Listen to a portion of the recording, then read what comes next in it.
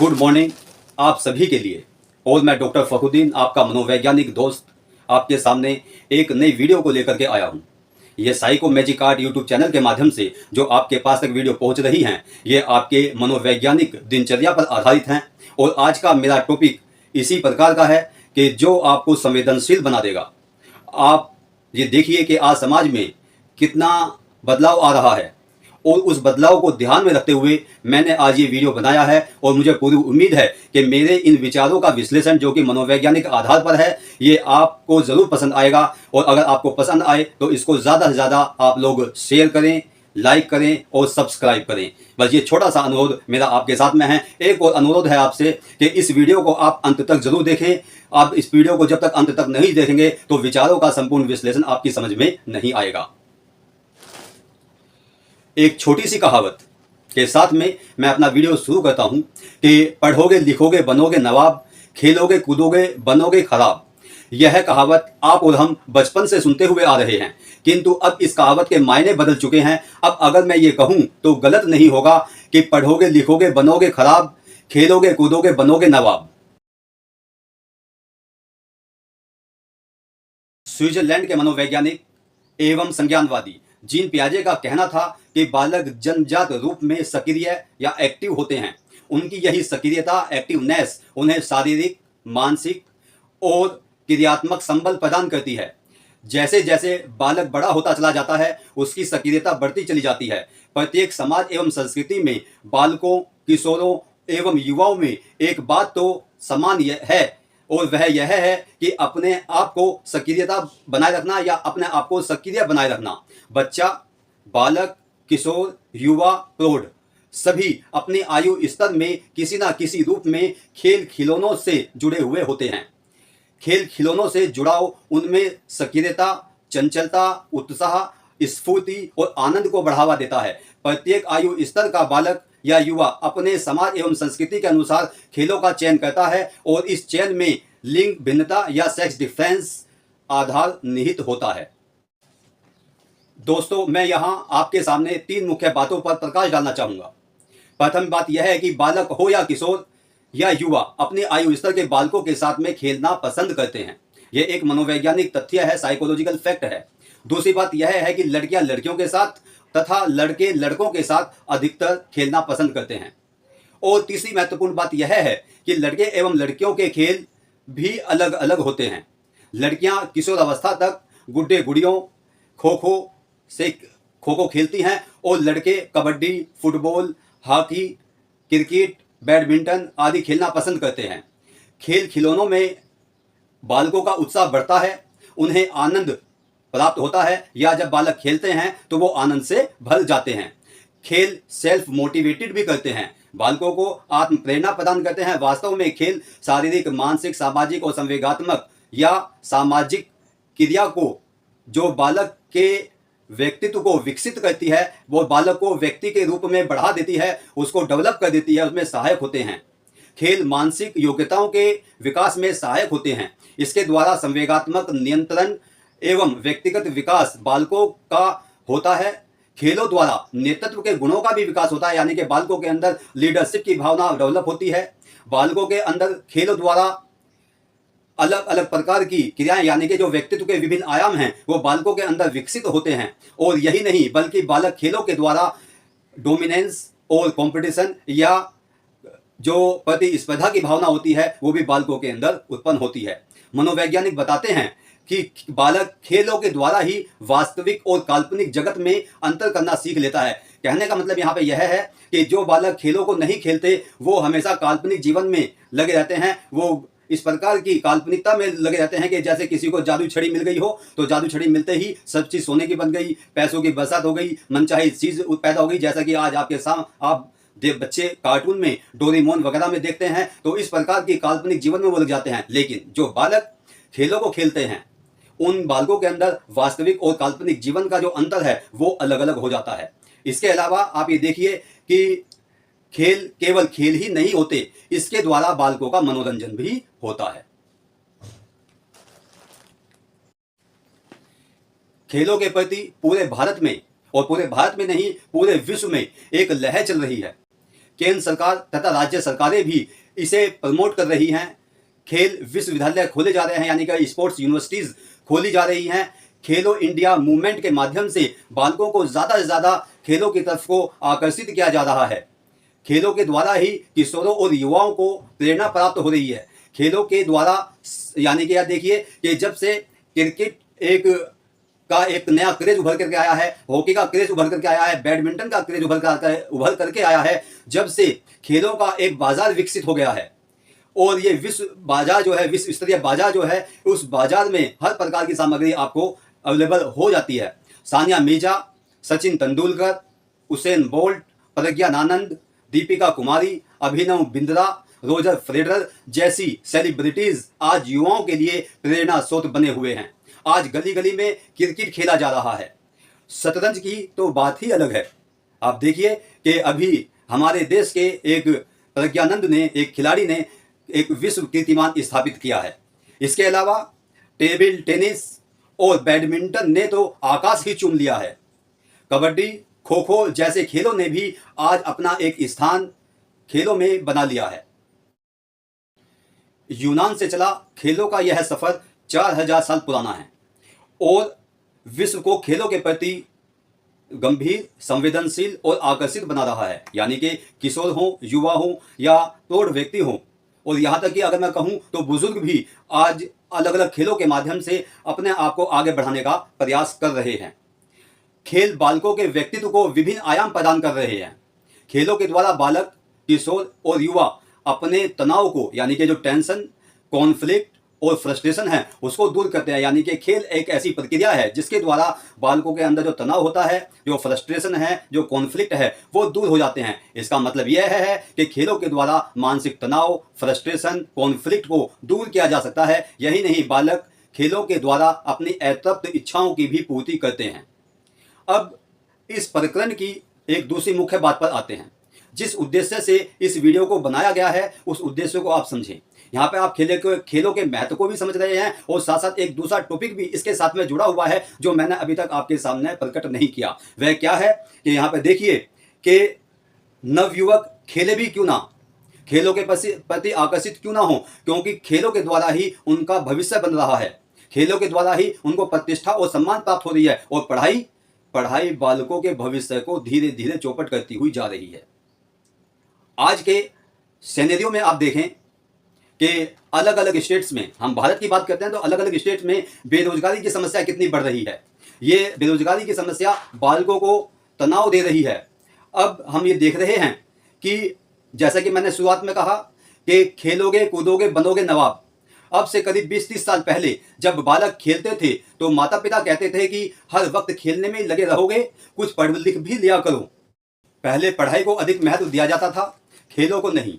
आज समय बदल गया है, आज खेलों को अधिक महत्व दिया जा रहा है। बालकों, किशोरों एवं युवाओं में खेलों के प्रति क्रेज बन गया है। पढ़ाई के प्रति बालक उदासीन है, पढ़ाई करके बहुत कुछ खास हासिल भी नहीं हो रहा। नवयुवक डिग्रियां लेकर घर में बैठे हुए हैं, सड़कों पर प्रदर्शन कर रहे हैं, लोक सेवा आयोग के सामने प्रदर्शन कर रहे हैं, लखनऊ की सड़कों पर प्रदर्शन कर रहे हैं। और अभी आपने चुनाव के परिणाम भी देख लिए कि किस प्रकार से नवयुवकों का जो एक गुस्सा था वो किस प्रकार से सरकार के विपरीत गया है।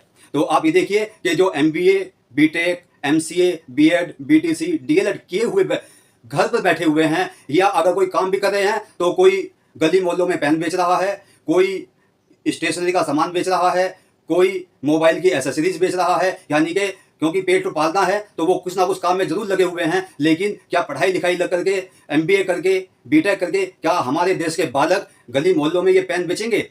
आप खुद सोचिए इस चीज़ को कि आप देखिए कि कहने का मतलब मेरा यहाँ है ये है कि पढ़ाई बोझ बनती जा रही है नवयुवकों के लिए। ना सरकार के पास कोई नीति है और ना ही नौकरियां जैसा कि पहले हुआ करती थी। नौकरियों के लिए भी कोई मैट्रिक पास कभी पहले हुआ करता था तो उसका हाथ पकड़ करके ले जाते थे और उसको नौकरी मिल जाती थी। लेकिन आज जो है स्थिति बदल गई है। आज तरह तरह के एग्जाम रख दिए गए हैं, स्थिति और पेचीदा हो गई है। और ये देखिए कि अभी हाल ही में जो विश्व के सबसे अमीर व्यक्ति हैं एलन मस्क, उन्होंने अभी कुछ दिन पहले, लगभग 2 हफ्ते पहले एक इंटरव्यू दिया। उसमें कहा कि धीरे धीरे नौकरियां खत्म हो जाएंगी। अब ये खत्म होने की वजह क्या है कि धीरे धीरे AI, जिसको इंग्लिश में आर्टिफिशियल इंटेलिजेंस कहा जाता है, वो धीरे धीरे आ रहा है। आर्टिफिशियल इंटेलिजेंस जो है उसने इतनी पकड़ मजबूत बना ली है कि धीरे धीरे नौकरियां खत्म होती जा रही हैं और नवयुवक बेरोजगार होते जा रहे हैं। अब यहां देखें कि स्थिति बिल्कुल साफ है कि धीरे धीरे नौकरियां खत्म हो जाएंगी और उनका स्थान आर्टिफिशियल इंटेलिजेंस ले लेगी। अब देखिए कि एक तरफ तो खेलों का क्रेज और दूसरी तरफ पढ़ाई का क्रेज, दोनों का अपना अपना क्रेज है। ऐसा नहीं है कि लड़के पढ़ नहीं रहे, लड़के पढ़ रहे हैं, एनरोलमेंट रेशियो बढ़ रहा है, नए नए स्कूल कॉलेज खुल रहे हैं और साथ साथ खेलों के प्रति भी लोगों का रुझान बढ़ रहा है। लेकिन जैसा कि मैंने कहा कि खेलोगे कूदोगे बनोगे नवाब। आज वास्तव में खेलों के प्रति नवयुवक अपना भविष्य बना रहे हैं। कोई सा भी खेल हो, लड़के हो या लड़कियां, हर दिन विश्व रिकॉर्ड स्थापित कर रहे हैं। पढ़ाई और नौकरी के प्रति कितनी निराशा भरी पड़ी है। अगर यही हालात रहे तो आप देखना कि रेशियो जो इनरोलमेंट रेशियो है वो धीरे धीरे कम हो जाएगा, क्योंकि कई विषय और कोर्स ऐसे हैं जिन पर प्रभाव इसका पड़ चुका है। जैसे MBA आपने देखा होगा, BTech भी कुछ समय के लिए डाउन हो चुका था, MCA भी डाउन हो चुका, B.Ed और BTC की हालत तो B.Ed और D.Led की हालत तो और भी ज़्यादा खराब है। तो ऐसी स्थिति में जब नौकरियां नहीं हैं तो नवयुवक B.Ed और BTC या D.Led क्यों करेंगे। नौकरियां, कॉलेज की स्थिति और छात्रों की स्थिति दोनों में गिरावट का प्रतिशत आप लोग देख सकते हैं। इसी कारण आज का नवयुवक अवसाद में जी रहा है। बैकडोर से सचिव और मुख्य सचिव बनाए जा रहे हैं और IAS PCS की तैयारी करने वाले नवयुवक दिन रात भूखे रहकर तैयारी में लगे हुए हैं। और कुछ तो ये हम देख रहे हैं कि वो पढ़ाई में इसलिए लगे हुए हैं तो कम से कम कभी तो बदलाव आएगा। जैसा कि आपने अब देखा, चुनाव परिणाम आपने देखा कि कभी ना कभी तो बदलाव आएगा और ये बदलाव जो है उनके अंदर उत्साह भी लाएगा, उनके अंदर प्रसन्नता भी लाएगा और साथ ही साथ ढेर सारा उनका जो मेहनत है वो भी कभी ना कभी रंग लाएगी। लेकिन अगर इसके विपरीत अब देखें कि खेलों के द्वारा के बालकों, जो नवयुवक खेलों के माध्यम से पैसा कमा रहे हैं, जैसा कि आपने IPL में देखा कि एक खिलाड़ी करोड़ों में बिक रहा है, तो बालक जो हैं, किशोर जो हैं, लगातार उसकी तरफ को आकर्षित हो। अरे आपको दिक्कत क्या है हमसे? कम से कम हम कोशिश तो कर रहे हैं ना। बाकी मोहल्ले के लौंडों के जैसे सड़क पे आवारागर्दी तो नहीं कर रहा है, लंठाई तो नहीं कर रहा है। पढ़ाई पे ध्यान दिए होते तो अरे नहीं गया ध्यान पढ़ाई पे, नहीं समझता हमको, क्या करे, दिमाग कम है, क्या करे। आप ही से मिला है दिमाग हमको, आप ही का DNA है हमारे अंदर। आप में था दिमाग, आप ही से बोल रहे हैं, आप में था दिमाग, अम्मा में है, लगता है आपको। जब आप दोनों लोगों में दिमाग नहीं है, आप दोनों लोग शून्य हैं, तो हम कहां से आरे भट्ट हो जाएंगे। चुपचाप सुन लो और अपना काम करो। अरे सुन ही तो रहे हैं अम्मा, देखिए ना कैसा बुरा बुरा बोलते हैं। कितनी बार बोल दिए किताब हमारे लिए काला अक्षर भैंस बराबर है, नहीं समझता। यही आता है हमको, या तो मुक्काबाजी करे या गली का गुंडा हो जाए। क्या चाहते हैं आप, बता दीजिए हमको। 15 साल की उम्र में तेंदुलकर इंडिया के लिए क्रिकेट खेलने लग गया था। अगर उसके पिताजी इनके जैसे कॉपी किताब का बोझा लेके बैठ के होते ना, तो आज इस देश के आधा बिजनेसमैन अपना सामान नहीं बेच पाते टीवी पे। अरे डेस्टिनी भी कोई चीज होता है। अरे अपना एक अचीवमेंट बता दीजिए हमको, कौन सा तो कम किया है आप आज तक। हम कम से कम एक कप तो ले आए जिससे आप कील नहीं ठोक पा रहे हैं। चलो अंदर चलो। हाँ, मजा देखो देखो हाथ में चोट लगा था। वही तो कर रहे थे ना, यही तो हमको ठोकते रहते हैं, कोसते रहते हैं। ये पैसन है हमारा, पैसन पैसन समझता। उनको प्रसन्नता दे रहे हैं, साथ ही ढेर सारा IPL के माध्यम से पैसा भी, वो भी करोड़ों में मिल रहा है। खेलोगे कूदोगे बनोगे नवाब। आज जो खेलों के प्रति संवेदनशील हैं, खेलों में अपना भविष्य बना रहे हैं और उसमें जाने के लिए अपना मार्ग तलाश रहे हैं और IAS PCS से बेहतर जीवन बिना किसी अधिक तनाव के जीना चाह रहे हैं या जी रहे हैं। आज उनकी यानी कि जो प्लेयर्स हैं, जो सेलिब्रिटीज़ हैं, वो आज नवाबशाही जीवन जी रहे हैं। और जबकि अधिकारी वर्ग को आप देखिए कि वह कितने टेंशन में अपने जीवन को व्यतीत करते हैं। आज प्लेयर के प्रति उनके जीवन पर हर कोई रस करता है। खेल और शिक्षा एक दूसरे के विलोम बन गए हैं। एक खेल वह है जो जीवन सुधार रहा है, उत्साहवर्धन कर रहा है, भविष्य का निर्माण कर रहा है, और एक खेल वह है जो शिक्षा की आड़ में चल रहा है। शिक्षा संबंधी सामग्री पर GST लगाकर, कुछ पर 5%, कुछ पर 12% GST लगाकर मध्यम वर्गीय गरीब के लिए शिक्षा के दरवाजे बंद किए जा रहे हैं। कहने को तो मुफ्त शिक्षा भी दी जा रही है, 25% एडमिशन भी हो रहे हैं प्राय CBSE स्कूलों में, लेकिन उसकी प्रक्रिया इतनी जटिल है कि उसमें आदमी भागते भागते, दौड़ते हुए, सारे डॉक्यूमेंट पूरे करते हुए परेशान हो जाता है। अब देखिए कि जैसे जैसे मेहनत मजदूरी करके बालकों को पढ़ाया जा रहा है, तो पढ़ लिख लेने के बाद नौकरियां नहीं हैं, साथ ही दी गई शिक्षा रोजगार परक भी नहीं है। माता पिता और बालक खुद को ठगा सा महसूस कर रहे हैं। इसीलिए फिर मैं कह रहा हूं कि पढ़ोगे लिखोगे बनोगे खराब, खेलोगे कूदोगे बनोगे नवाब। यह मत समझना कि मैं खेलों के प्रति किसी प्रकार का कोई निराशा बालकों के अंदर, किशोरों के अंदर भर रहा हूं या युवाओं के अंदर भर रहा हूं, या पढ़ाई के प्रति कोई मैं विमनस्य पैदा कर रहा हूं। ऐसा कुछ नहीं है। खेल अपनी जगह है, पढ़ाई अपनी जगह है, बल्कि मैं उस व्यवस्था की तरफ को आपका ध्यान खींच रहा हूं जो इस पर्दे के पीछे बैठे हुए वास्तविक खेल को खेल रहे हैं। यदि सरकार की नीतियां स्पष्ट हों, अन्य देशों की भांति जीएसटी लेकर शिक्षा फ्री दी जाए, नौकरियों में धांधलेबाजी ना हो, डिग्रियां प्राप्त करके बालकों को घर ना बैठना पड़े, उनको आराम से नौकरी मिल जाए, प्रश्न पत्र आउट ना हो और डिग्रियां धारक को उनकी योग्यता और प्रतिभा के अनुसार नौकरी मिल जाए, तो नवयुवकों में निराशा या अपराध बोध की भावना उत्पन्न नहीं होगी और शिक्षा भी खेलों की तरह एक आकर्षक स्थान प्राप्त कर लेगी। इसी के साथ साथ अभी आपने नीट के रिजल्ट को देखा होगा, कितनी बड़ी धांधली एनटीए के द्वारा उसमें की गई। तो ये चीज़ क्या बालकों के अंदर निराशा नहीं भरती? हम पिछले कितने पेपरों को देख लें, हर पेपर आउट हो रहा है, हर पेपर में कहीं ना कहीं धांधली हो रही है। उससे पहले कि कई बार खबरें इस प्रकार की आ चुकी हैं कि हर प्रश्न पत्र में धांधली हो रही है, गड़बड़ हो रही है। ये क्यों है? क्या इसका कोई जिम्मेदार नहीं है? क्या इसके लिए कोई उत्तरदायी नहीं है? अब ये चीज़ जो बालकों के भविष्य को चौपट कर रही है, जिन्होंने नीट की तैयारी रात दिन मेहनत करके की, वो बेचारे बैठे हुए घर में अपने खून के आंसू रो रहे हैं। उनके माता पिता खून के आंसू रो रहे हैं क्योंकि उन्होंने अपने बालकों के ऊपर लाखों रुपए खर्च कर दिए हैं।